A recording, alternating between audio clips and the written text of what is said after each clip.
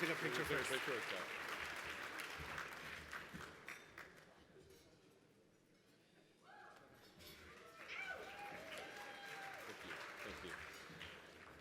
Thank you so very much, Senator Ricardo Lara. It is indeed an honor and pleasure to be here with each and every one of you tonight. I do want to give a very special thank you as well to Rick Zabur. He has been fantastic. What he has done for Equality California is immeasurable. Let's give it up for Rick.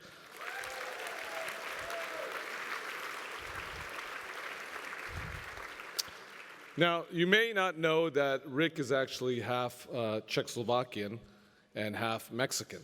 So I guess that makes him a Chex-Mex right there. So he is Latino, for those who don't know. And I want to also thank my fellow awardees. I want to recognize Clarissa as well as Carrie.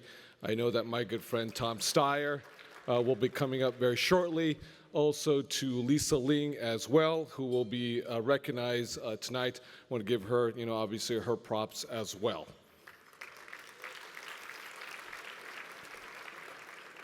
I am so incredibly honored and excited and humbled to receive this recognition. And for the folks who are running the teleprompter, don't run it because I'm completely off script. I'm just going to throw my own rap tonight. I'm deeply honored to receive this recognition for Equality California because it is an organization that is on the cutting edge for human and civil rights for all individuals, irrespective of who you are, where you come from, your zip code, the hue of your skin, or your legal status, who you love. This is an organization we must continuously support so they can fight the fight that is needed both in the courts as well as in the political arena to fight for our rights collectively as Californians and as human beings. So that's why I'm incredibly humbled to receive this recognition. We have gone a long way, no question. With defeat of Proposition 8 in the Supreme Court, we have gone a long way. But we have much farther to go, without a doubt. But we have made our advances. As Ricardo had just mentioned a few moments ago, in jest, but I want to put this in context for each and every one of you. The state of California is the 8th largest economy in the world. We have the 8th largest GDP. Number 1 GDP in the aggregate as a whole is the United States of America. Number 2 is China. Number 3, Japan. Number 4 is Germany. Number 5, it's France. Number 6, it's the United Kingdom, the UK.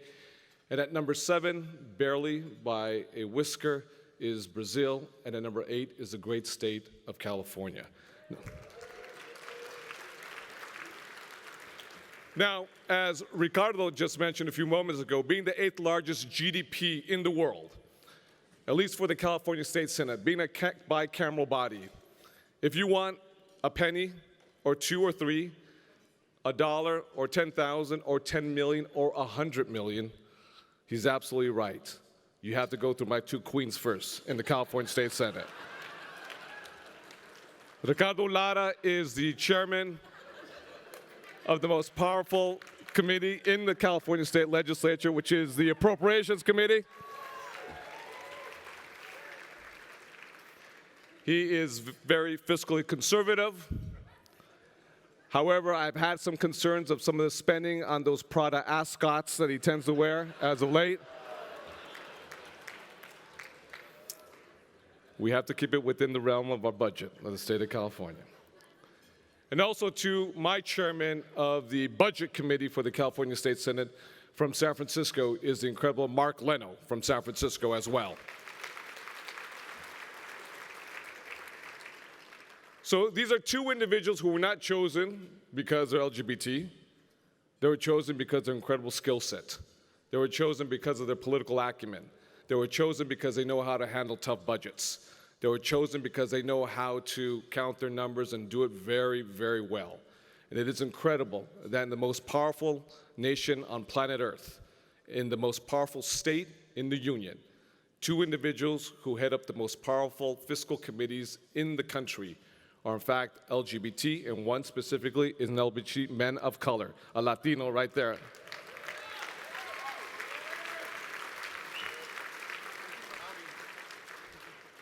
Couple things very quickly is we have lots of work to do. LGBTQ as well. It was incredible to see Zoe here with her mother, a Latina transgender who is coming out and who feels empowered to come out as a young teenager. Just yesterday, Friday, the reactionary Congress in Washington, D.C. defunded Planned Parenthood in the Congress.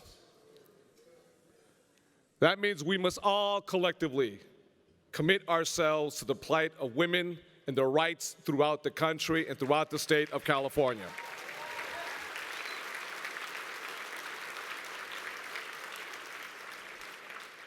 Another issue that is near and dear to my heart, as well as to Tom Steyer, I know to each and every one of you tonight, is the issue of climate change. How we deal with this issue will speak volumes to the generations that come after us. Every single child, irrespective of who they are and where they come from, the language that they speak or their legal status, deserves to breathe into their lungs clean air and drink clean water. And we shouldn't allow the oil companies, the fossil fuel industry, to decide what the end score will be in Sacramento or in Washington, D.C.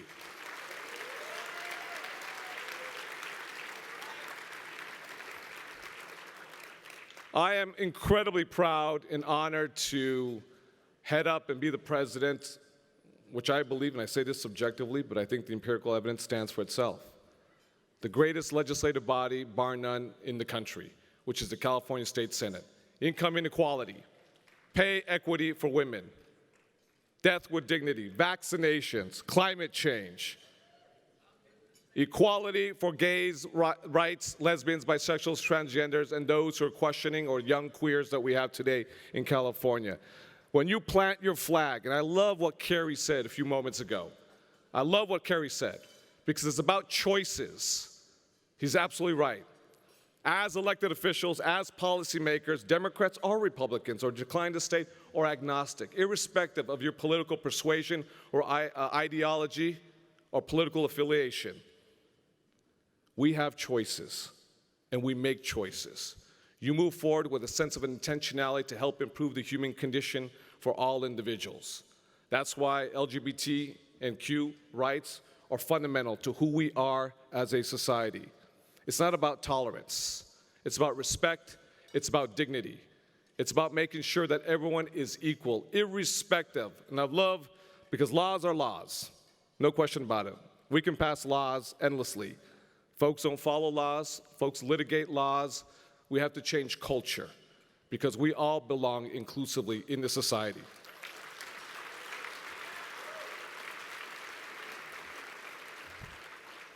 Lastly, I want to say, too, as we've been witnessing the presidential election, especially during the primary, we've seen some very vitriolic, xenophobic, polemic, and polarizing comments from all the presidential candidates as it pertains to people of color, and specifically immigrants.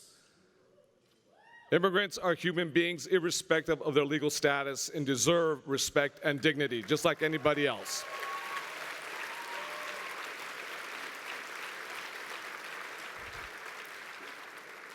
So we all must come together for immigrant rights, for those who have little or no voice, for climate change so all of our children can breathe into their lungs clean air, for women's rights, for LGBT and Q rights. We're collectively together in this one.